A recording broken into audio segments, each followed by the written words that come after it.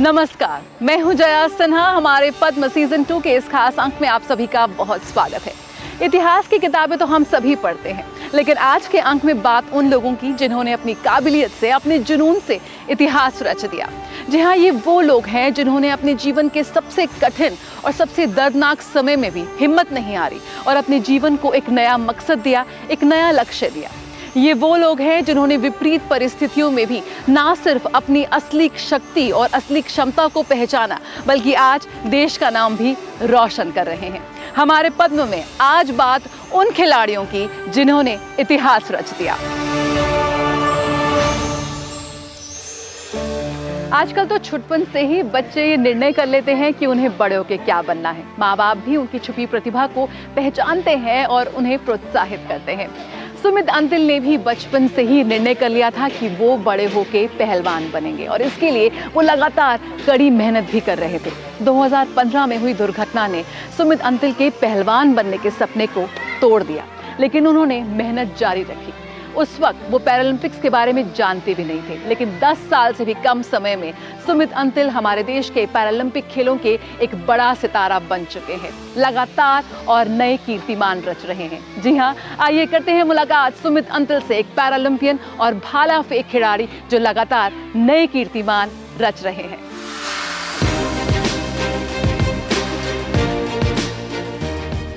यदि कठिनाइयों को हिम्मत और हौसले से परास्त करने का हुनर सीखना हो तो मिलिए पैराथलीट सुमित अंतिल से।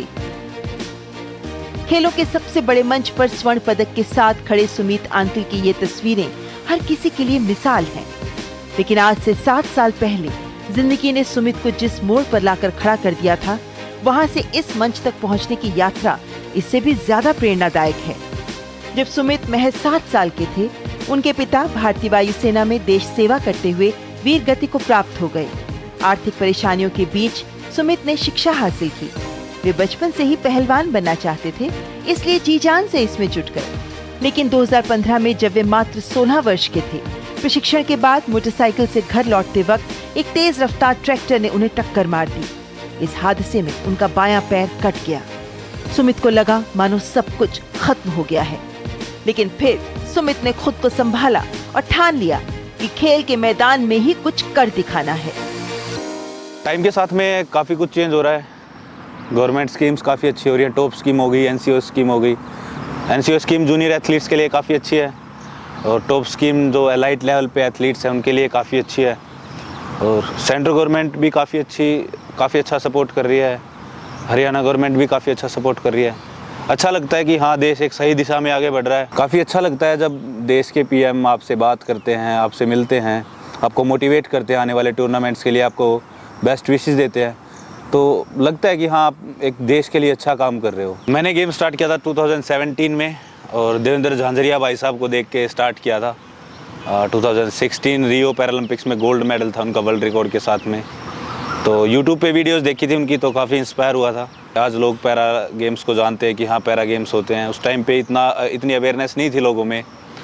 मैं अपनी बात करूं तो 2017 के बाद में 2018 में फिर मैंने एशियन गेम्स की ट्रायल दी, उसमें मैं सिलेक्ट हो गया, बट वहाँ पे मैं 5th रहा।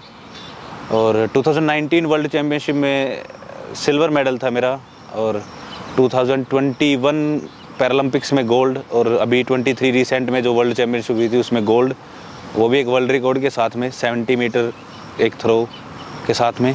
तो काफ़ी अच्छा सफ़र रहा है अब तक। गांव के ही एक पैराथलीट साथी राजकुमार ने सुमित को पैराथलेटिक्स खेलों के बारे में बताया और 2017 में सुमित ने दिल्ली के जवाहरलाल नेहरू स्टेडियम में भाला फेंक खेल का प्रशिक्षण लेना शुरू कर दिया। 2018 में एशियाई खेलों में सुमित ने 5वां स्थान हासिल किया। उनकी प्रतिभा देख गो स्पोर्ट्स ने उन्हें पैरा चैंपियन कार्यक्रम में शामिल कर लिया और 2021 के टोक्यो पैरालंपिक्स में सुमित ने भारत का प्रतिनिधित्व करते हुए वर्ल्ड रिकॉर्ड बना दिया। बहुत अच्छा महसूस करती हूँ कि मेरे बेटे ने देश का नाम रोशन किया। सब खुशी मना रहे थे, गाँव में भी सबको बहुत अच्छा लग रहा था। इसके पापा के जाने के बाद बेटा संघर्ष तो बच्चों के लिए करना ही पड़ता है। मैंने खेती भी की, भैंस भी रखी, पूरा मतलब अपना घर संभाला। मैं कहीं भी जाती हूँ तो मेरे बेटे के नाम से पहचानते हैं कि सुमित की मम्मी है ये। इसमें मुझे बहुत अच्छा लगता है कि मेरे बेटे के उससे मुझे जानते हैं। जीवन बदल देने वाली दुर्घटना से हार न मानकर लगभग 7 सालों में ही खेलों के सबसे बड़े मंच पर स्वर्ण पदक जीतकर सुमित अंतिल ने नई मिसाल कायम की है। खेल के क्षेत्र में विशिष्ट योगदान के लिए पद्मश्री से सम्मानित किए जाने पर सुमित अंतिल को बहुत बहुत शुभकामनाएं।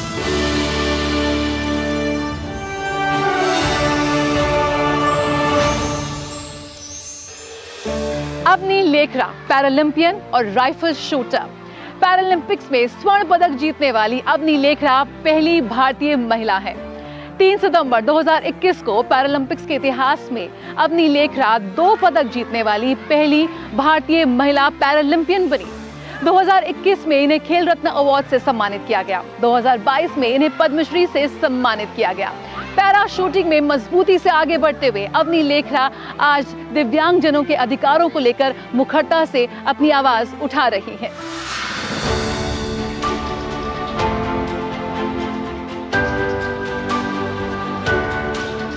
जिंदगी हमेशा हमें 2 विकल्प देती है, या तो हालात से हार जाओ या फिर हालात को हरा दो।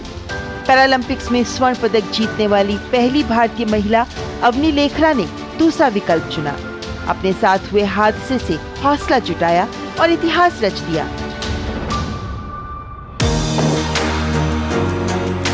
ये पैरालंपिक्स में 2 पदक जीतने वाली भी पहली भारतीय महिला हैं। महिलाओं की 10 मीटर एयर राइफल स्पर्धा में विश्व में दूसरा स्थान, 50 मीटर 3 पोजीशन स्पर्धा में 5वां स्थान। ये रिकॉर्ड जितने शानदार हैं, उससे भी अधिक बेमिसाल है अवनी की मेहनत, उनका जज्बा। राजस्थान के जयपुर में जन्मी अवनी महज 11 साल की थी जब 2012 में एक सड़क दुर्घटना के कारण उनकी खेलती कूदती जिंदगी व्हीलचेयर में कैद हो गई। हादसे ने अवनी को बुरी तरह तोड़ कर रख दिया, लेकिन माता पिता ने अवनी को संभाला, उसका मनोबल बढ़ाया और जब अवनी का रुझान निशानेबाजी की तरफ हुआ तो मानो जिंदगी को मकसद मिल गया और फिर उन्होंने मुड़कर नहीं देखा। 2012 में जब मेरा एक्सीडेंट हुआ तो उसके बाद में लाइफ पूरा 360 डिग्री चेंज हो गई थी और मुझे स्पाइनल कॉर्ड इंजरी हुई थी, जिसकी वजह से मुझे पैरालिसिस हुआ था और मैं यूँ कह लो कि एक तरीके से अब मुझे कोई मोटर पावर और सेंसेस नहीं थे बिलो वेस्ट। मुझे व्हीलचेयर पर ही रहना पड़ता था और ये बिल्कुल ही न्यू लाइफ थी मेरे लिए। वापस शुरुआत से शुरू करना बहुत डिफ़िकल्ट था। तो मेरे पेरेंट्स ने मेरे घर के बगल में ही एक शूटिंग रेंज थी, उन्होंने सोचा कि अगर वो मुझे किसी स्पोर्ट्स में ज्वाइन करवाएंगे तो मैं थोड़ी मोटिवेट हो जाऊंगी और मुझे एक इंस्पिरेशन मिलेगी इन जनरल लाइफ के लिए। तो मैं ऐसे ही एक समर वेकेशंस में 2015 में मैं शूटिंग रेंज पे गई और कोइंसिडेंटली जब मैंने पहली बार शूट करा तो मेरे शॉट्स काफ़ी डिसेंट थे। तो उसके बाद में सबने मुझे बोला कि मुझे इसमें आगे ट्राई करना चाहिए। टोक्यो पैरालंपिक्स खेलने गई थी तब मेरे दिमाग में ऐसा नहीं था कि मुझे मेडल जीतना है या इतना प्रेशर लेना है। मेरे दिमाग में ये था कि ये मेरा पहला पैरालंपिक गेम्स है और मैं 4 इवेंट में पार्टिसिपेट कर रही हूँ, तो मैं जितना एक्सपीरियंस हो सके उतना गेन करना चाहती थी और उसे इंजॉय भी करना चाहती थी। जब मैंने क्वालिफ़िकेशन राउंड खेला तो मेरी रैंक 7th थी। तो उसके बाद में मैंने सोचा कि मुझे फ़ाइनल में प्रोसेस पर ही ध्यान देना है और रिज़ल्ट के बारे में नहीं सोचना है, और फिर मैंने उसी पे ध्यान दिया और I was able to win a gold medal with equalling a world record and a Paralympic record. और मुझे बहुत खुशी हुई कि उस रेंज में जो पहला नेशनल एंथम था वो हमारा नेशनल एंथम था और मैं वो कर पाई अपनी कंट्री के लिए, तो मैं बहुत प्राउड फील करती हूँ।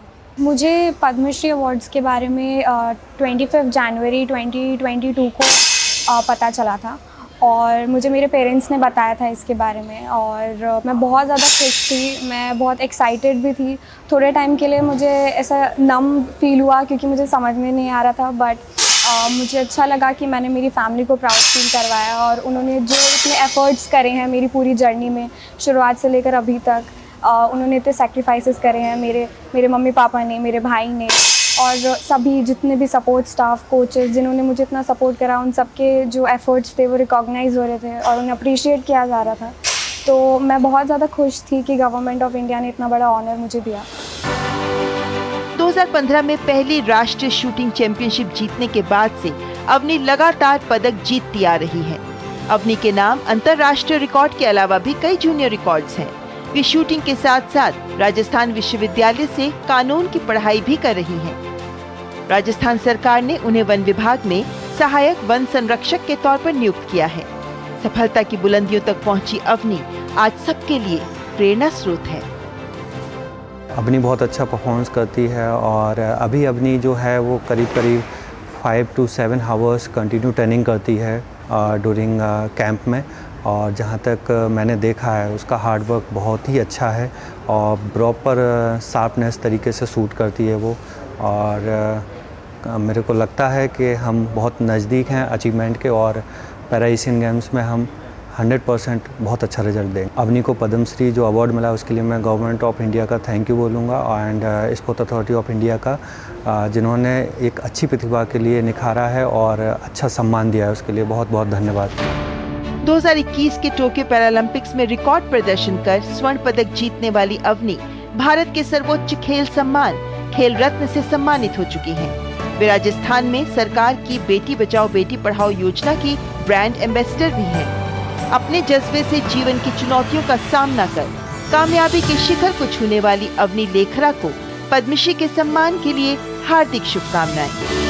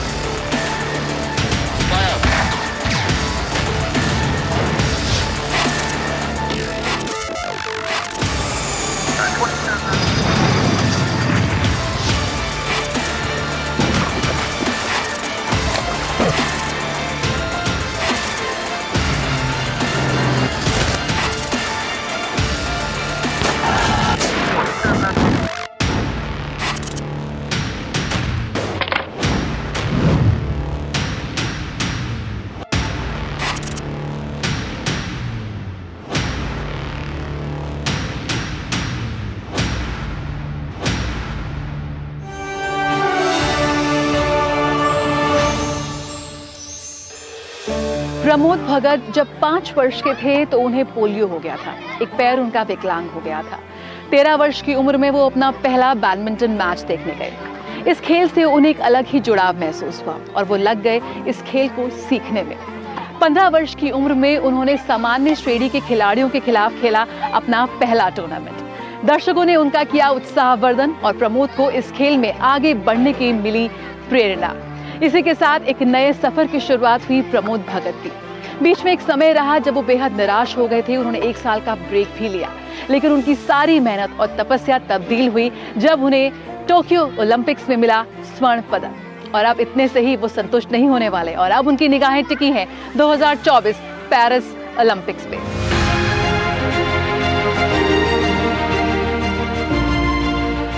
अंतर्राष्ट्रीय पैरा बैडमिंटन खिलाड़ी प्रमोद भगत, जो आज जीवन की कठिन परीक्षा पार कर विश्व के नंबर 1 खिलाड़ी बनकर पूरे देश को गौरवान्वित कर रहे हैं, जिनका जीवन संघर्ष मेहनत से असंभव लक्ष्य को हासिल करने की बानगी प्रस्तुत करता है। ओडिशा के बरगढ़ जिले के अट्टाबीरा में जन्मे प्रमोद जब 5 वर्ष के थे तब बाएं पैर में पोलियो हो गया, लेकिन प्रमोद निराश नहीं हुए। पढ़ाई के साथ साथ 13 वर्ष की उम्र में बैडमिंटन खेलना शुरू किया और 15 साल की उम्र में अपना पहला टूर्नामेंट खेला। उनके शानदार प्रदर्शन ने उन्हें बैडमिंटन करियर में आगे बढ़ने के लिए प्रोत्साहित किया। पहली बार para badminton all India super 6 जो कि ओडिशा के नालको नगर में आयोजित किया जा रहा था, वहाँ पर मैं खेल के आगे बढ़ा और 2007 में मुझे मौका मिला वर्ल्ड चैम्पियनशिप खेलने का थाईलैंड में। बट सबसे खास मेरे लिए 2019 था, क्योंकि मैंने उसी वर्ल्ड चैम्पियनशिप में मैंने 2 गोल्ड लिया था और सिंगल डबल दोनों में मेरी गोल्ड थी। और उसको लेने के बाद मुझे अर्जुन अवार्ड से नवाजा गया था। मैं बहुत खुश था उस दिन, क्योंकि एक खिलाड़ी की ज़िंदगी में ऐसा अवसर बहुत कम ही आता है, जबकि उसे उसके देश ने उसे अप्रिशिएट करके उनको अर्जुन अवार्ड से नवाजा जा रहा था और वो मौका मेरे लिए था और मुझे बहुत खुशी हो रही थी। भारत ने बहुत अच्छी तरह से स्नेह दिया, प्यार दिया और फाइनली 2022 में जाके मुझे पद्मश्री दिया गया, जो कि 4th सिविलियन अवार्ड है, और वो लेना एक अपने आप में एक बहुत गर्व की बात है। और डेफिनेटली इसके लिए मैं थैंक यू कहूँगा अपने सेंट्रल गवर्नमेंट को, जिन्होंने इस लायक समझा हमें। प्रमोद भगत ने राष्ट्रीय और अंतर्राष्ट्रीय स्तर पर खेलते हुए 107 पदक जीते हैं। उनकी उत्कृष्ट उपलब्धियों में para Olympics, Asian para games, world championship और IWAS वर्ल्ड गेम्स में स्वर्ण पदक शामिल हैं। प्रमोद भगत ने 5 बार विश्व चैंपियनशिप का खिताब अपने नाम किया। 2020 टोक्यो पैरालंपिक्स में पुरुष एकल SL3 श्रेणी में स्वर्ण पदक जीता। वे पुरुष एकल और पुरुष युगल स्पर्धा में विश्व चैंपियन हैं। उनकी उपलब्धियों ने उन्हें विश्व का नंबर 1 खिलाड़ी बना दिया। आज वे कर्मचारी राज्य बीमा निगम में सहायक निदेशक के पद पर कार्यरत हैं। वो छोटापन से पोलियो ये ग्रस्त था। उसको ये बैडमिंटन खेलने का प्रति उसका बहुत आग्रह था। हम लोग कितनों को बोलते थे कि नहीं खेलो, तो उसमें बोलता नहीं, मैं खेल के इसमें आगे बढ़ूँगा। और उसको ये हम लोग का उड़ीसा के लिए वो खेला था। ये पद्मश्री अवार्ड पाएगा और ऊंचाई तक और जाएगा उसको, और हम लोग उसके लिए और भगवान से मनाते हैं कि वो ऊंचाई तक पहुँचे। खेल में अभूतपूर्व प्रदर्शन के लिए विभिन्न पुरस्कारों समेत मेजर ध्यानचंद खेल रत्न पुरस्कार, अर्जुन पुरस्कार प्राप्त कर चुके और अपने कड़े परिश्रम से पूरे विश्व में देश का मान बढ़ाने वाले पैरा बैडमिंटन खिलाड़ी प्रमोद भगत को पद्मश्री के सम्मान के लिए बहुत बहुत शुभकामनाएं।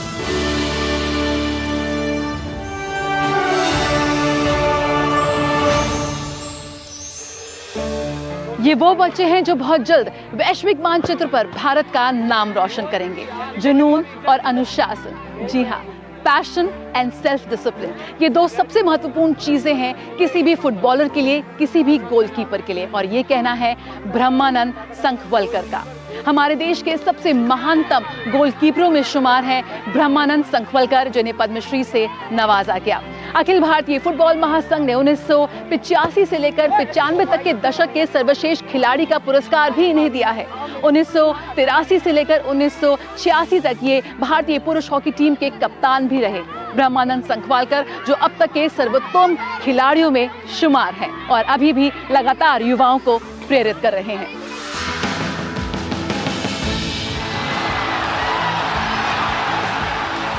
राष्ट्रीय फुटबॉल चैंपियनशिप में 17 बार गोवा का प्रतिनिधित्व, 1983 से 1986 तक राष्ट्रीय टीम की कप्तानी, 1983 में मात्र 1 गोल खाकर मैच जीतना, 1984 में बगैर गोल खाए मैच जीतने का राष्ट्रीय रिकॉर्ड, 25 सालों का सफल करियर, देश के लिए 70 से अधिक बार मैदान में उतरना, ये सब उपलब्धियां दर्ज हैं देश के महान फुटबॉलर, सर्वश्रेष्ठ गोलकीपर, गोवा की राजधानी पणजी के तालेगांव के ब्रह्मानंद सगुन कामत शंखवालकर के नाम, जिनका फुटबॉल का शानदार साथ 1970 में शुरू हुआ, जो 1995 तक एक खिलाड़ी के तौर पर जारी रहा।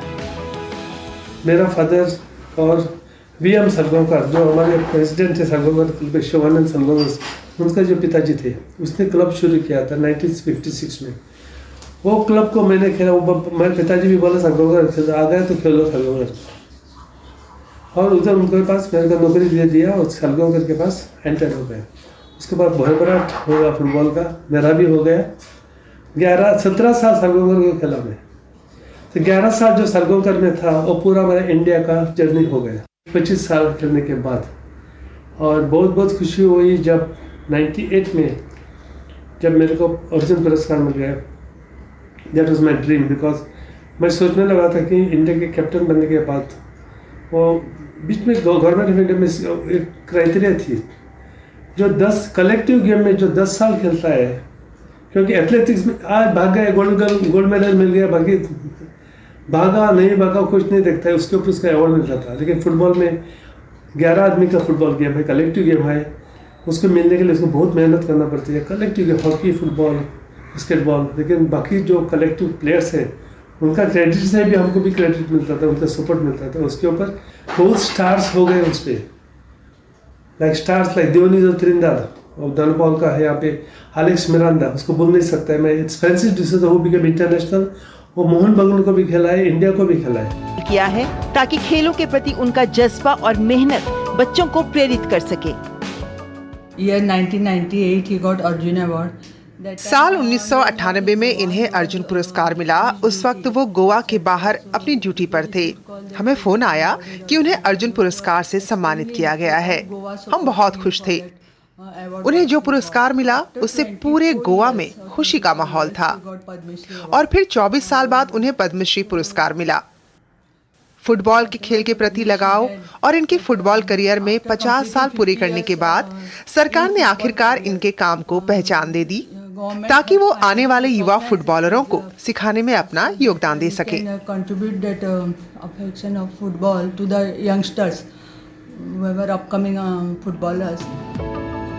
शंखवालकर को भारतीय फुटबॉल में योगदान के लिए प्रतिष्ठित अर्जुन पुरस्कार से नवाजा गया।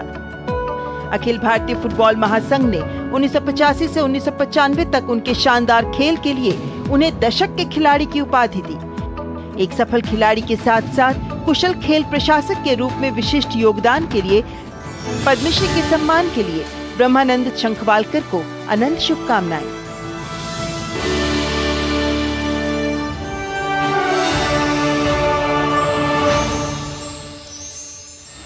पैरालंपिक्स को लेकर पहले ना ज्यादा जागरूकता थी, ना ही ये ज्यादा लोकप्रिय थे, लेकिन इन खिलाड़ियों की उपलब्धियों ने एक नए युग का आरंभ किया है। जी हाँ, सुमित अंतिल, अवनी लेखरा, इन नामों को ना सिर्फ आज लोग जानते हैं, बल्कि इन्होंने किस रंग का पदक जीता है हमारे देश के लिए वो भी जानते हैं। आज हमारे सरकार के समर्थन और प्रोत्साहन के चलते हमारे खिलाड़ी दुनिया भर में प्रशिक्षण ले रहे हैं। जी हाँ, यही वजह है कि आज ये खिलाड़ी ना सिर्फ किसी के लिए प्रेरणा बने हैं, बल्कि एक नए युग का शुभारंभ कर रहे हैं। हर एथलीट का अपना एक सपना होता है और शायद ये खिलाड़ी आज उसी पल को, उसी सपने को जी रहे हैं। हम भी बेहद उत्साहित हैं ये देखने के लिए कि ये खिलाड़ी और कितनी ऊंचाइयों को छूते हैं। तो साधारण लोगों के असाधारण योगदान और समर्पण और उपलब्धियों का जश्न जारी रहेगा हमारे पद्म के जरिए। फिलहाल मुझे और मेरी पूरी टीम को दीजिए इजाजत। नमस्कार।